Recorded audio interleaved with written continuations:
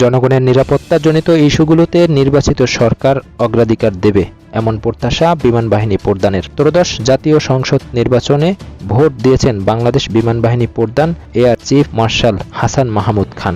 সকাল 11:30টার দিকে রাজধানীর তেজগাঁও বিএফএফ শাহীন কলেজ কেন্দ্রে তিনি ভোট প্রদান করেন। ভোট দেওয়ার পর বিমান বাহিনী প্রধান বলেন, নির্বাচন সুষ্ঠু হচ্ছে, কোথাও কোনো বিশৃঙ্খলা নেই। অনেক বছর পর উৎসবমুখর পরিবেশে ভোট দিচ্ছি। নির্বাচিত সরকারের মাধ্যমে আমরা গণতান্ত্রিক ধারায় ফিরে আসতে চাই। এছাড়াও নিরাপত্তার দিকে বাংলাদেশকে একটি শক্তিশালী রাষ্ট্র হিসেবে গড়ে তুলতে হবে। পাশাপাশি অর্থনীতি এবং বিশেষ করে জনগণের নিরাপত্তাজনিত ইস্যুগুলোতে নির্বাচিত সরকার অগ্রাধিকার দেবে বলে আশা প্রকাশ করেন বিমান বাহিনী প্রধান।